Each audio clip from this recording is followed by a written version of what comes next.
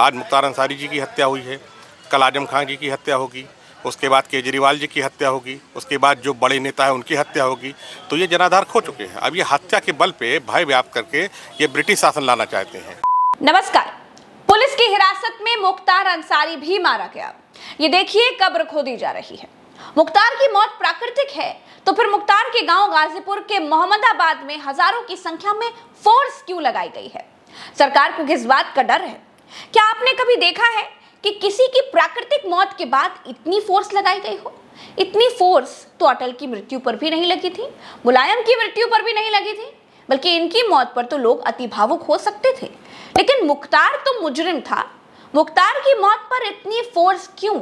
आखिर किस बात का डर है जो इतनी फोर्स उतारनी पड़ गई हो? और यहाँ से 100 मीटर की दूरी पे उनका घर है, फाटक जो बताया जाता है, जो उनका घर है मुख्तार अंसारी का। लेकिन यहाँ से प्रशासन अंदर नहीं जाने दे रही है। मीडिया के लोग हो या आमजन हो, किसी को अंदर जाने का इजाजत नहीं है। ये घर है, यहाँ से आप देख सकते हैं बिल्कुल अंदर का जो नज़ारा है।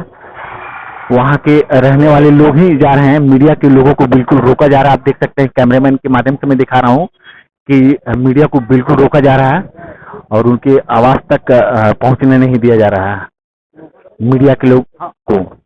आप देख सकते हैं सभी दुकानें बिल्कुल बंद हैं। यहाँ पे सिर्फ जा रहे हैं तो आमजन ही जा रहे हैं, जिनका घर उस साइड पड़ता है और वो लोग ही जा पा रहे हैं। प्रशासन भी पूरी तरह मुस्तैद दिख रही है।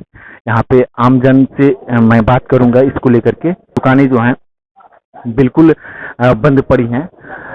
यह मोहम्मदाबाद एक बहुत बड़ा कस्बा माना जाता है और यहाँ पे आपको मैं बता दूं कि बड़ी बड़ी दुकानें भी हैं, लेकिन आज एक भी दुकान बिल्कुल नहीं खुली है। बिल्कुल सन्नाटा पसरा हुआ है इस मोहम्मदाबाद में इस घटना को लेकर के। आप देख सकते हैं कि बिल्कुल ही जो दुकानें दिख रही हैं सभी की सभी बंद पड़ी हैं और सभी लोग इस घटना से काफी दुखित दिख रहे हैं। ये इसलिए है क्योंकि मुख्तार की मौत की कहानी जो गोदी मीडिया सुना रहा है और जो परिवार बता रहा है, उसमें जमीन और आसमान का अंतर है। तारीख 21 मार्च, मुख्तार अंसारी की तरफ से मऊ और बाराबंकी की कोर्ट में एक चिट्ठी नुमा एप्लीकेशन लगाया जाता है।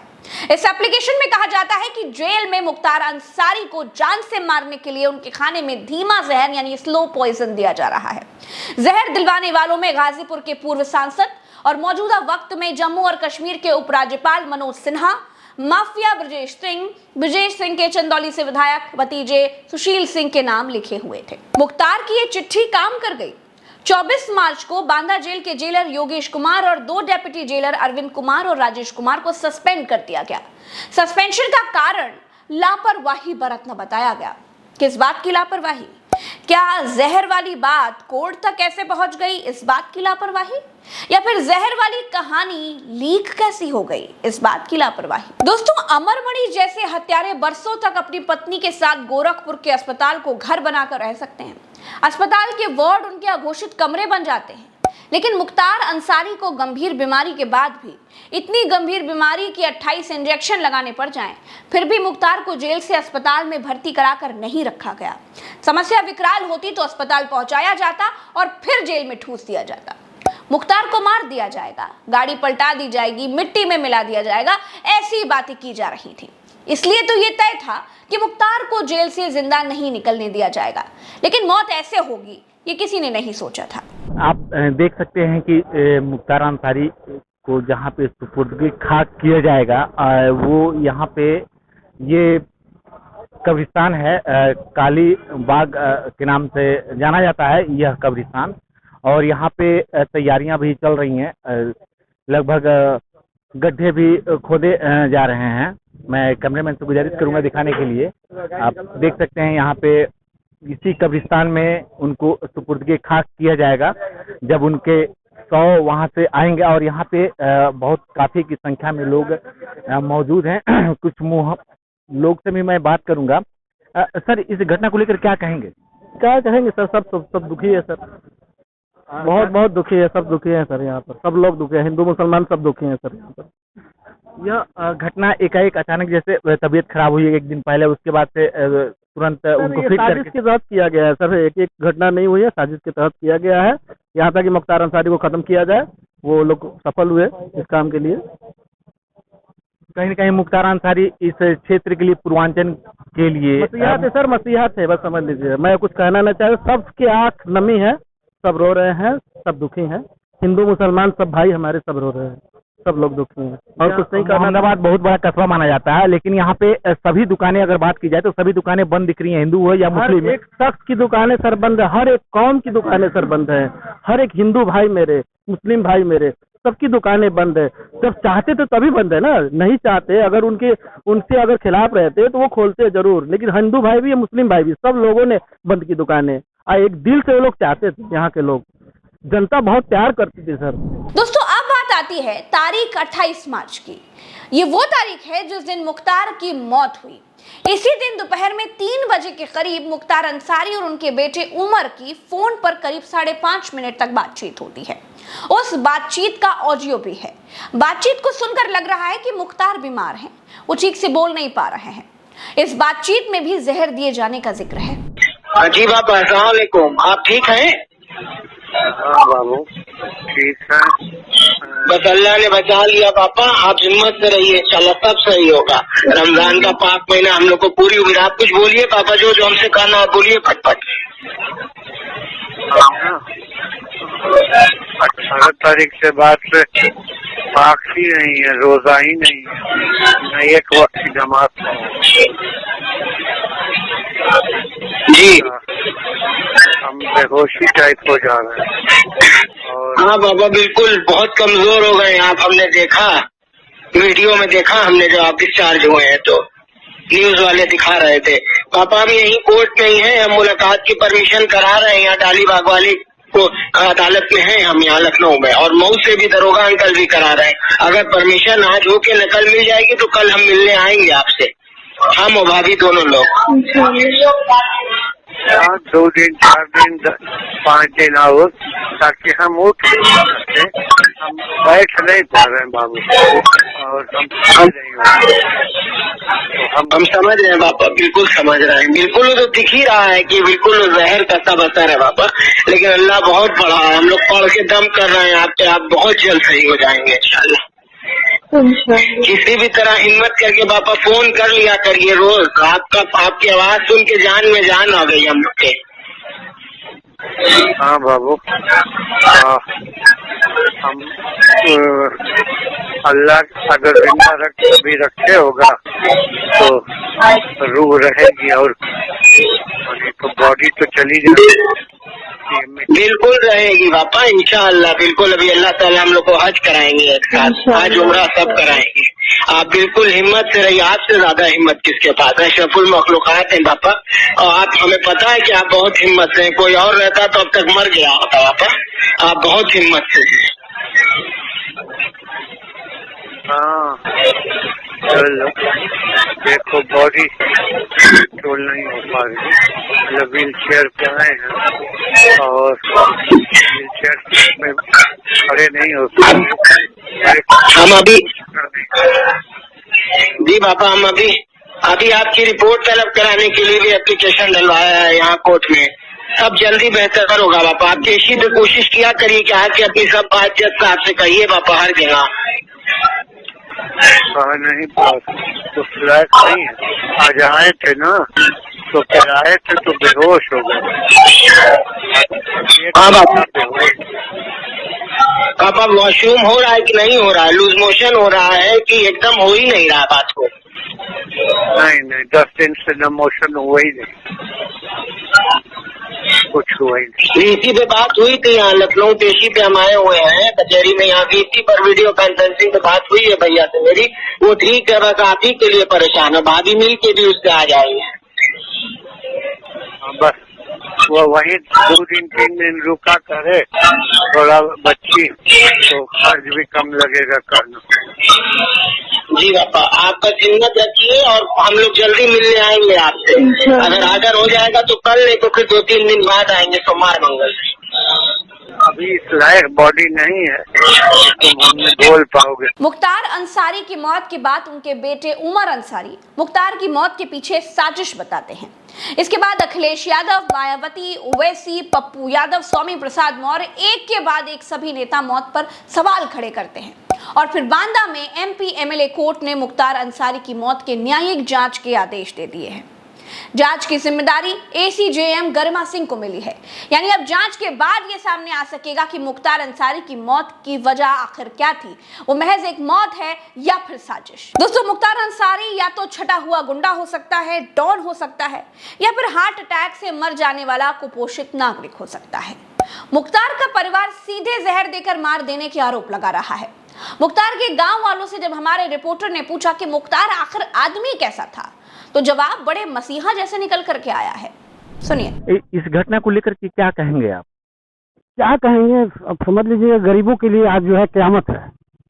जो गरीब दबके के लोग हैं, जैसे दिन है, भर हैं, मलाह हैं, दुसाद है, जो अति गरीब आदमी हैं, आज उनके यहाँ खाना तक नहीं बना, रात ही से खाना वाना नहीं बना है। इसलिए कि उन लोगों को इतना ये मदद करते थे कि अब पूछिए मत। इसीलिए लोग उनको गरीबों का मसीहा यहाँ कहते थे हमारे क्षेत्र में, गाजीपुर के क्षेत्र में। लेकिन अब दुर्भाग्य की बात है। लेकिन गोदी मीडिया तो जितने बड़े चैनल है सब कहते थे कि पूर्वांचल के सबसे बड़े डॉन है। तो गोदी मीडिया तो ये भी कह रही कि अभी रिपोर्ट भी नहीं आया, पोस्टमार्टम का रिपोर्ट नहीं आया, लेकिन गोदी मीडिया कह रही कि हार्ट अटैक से। मान लीजिए कि हार्ट अटैक है, मान लिया हमने, तो हार्ट अटैक में आपने कभी दुनिया में देखा है कि 55,000 फोर्स जो है उस क्षेत्र में लगा दिया जाए? ये सत्य बात है कि नहीं बात है? अरे हार्ट अटैक होता है, मर जाता है, आदमी लाके दफना देता है। उसमें फोर्स लगाने की क्या जरूरत है? क्या प्रधानमंत्री मरते हैं तो उनको फोर्स लग जाता है? नहीं, मरते हैं, कोई भी मर गया। लेकिन अगर संदिग्ध मौत है, लोगों के जहन में ये है कि वो आदमी बयान दे चुका है, 5 लोगों का नामिश जो है कोर्ट में दाखिल कर दिया है कि ये लोग हमारी जान मारना चाहते हैं। अब वो कह भी रहा है कि हमको पॉइजन दिया जा रहा है, ये सच बात है, तो क्या कहा जाए? किस पर हम लोग भरोसा करें? न्यायालय पर भरोसा करें? अभी देखिए उनका लड़का जो है, एक लड़का जो इंटरनेशनल खिलाड़ी है, निशानेबाज, 3 अवार्ड भारत के लिए वो जीता है। आज अपने बाप के मट्टी देने के लिए वो एक पेरोल के लिए दरखास्त दिया था हाई कोर्ट में, आज हाई कोर्ट खारिज कर दिया। अभी भागे लोग चले गए हैं, सुप्रीम कोर्ट देगा नहीं देगा, मट्टी तो होइबे करेगा। लेकिन मानवता भी कोई चीज है। छोटा लड़का वहां उतना दूर 900 किलोमीटर दूर चल के गया, वहां बाप से मरते वक्त मिलने नहीं दिया गया। तो क्या कहा जाए? चलिए, हो रहा है जिसका राज जिसका काज, वो तो ऊपर वाला है, देखेगा। लेकिन ये जितना चैनल आया है, फाटक पर भीड़ लगाया है, मैं तो कहता हूं कि लोग जाएं, अगल बगल के देहातों में जाएं, झोपड़पट्टी में जाए, गरीबों में जाए, और सिर्फ ये पूछ ले कि भाई मुख्तार अंसारी कैसे थे।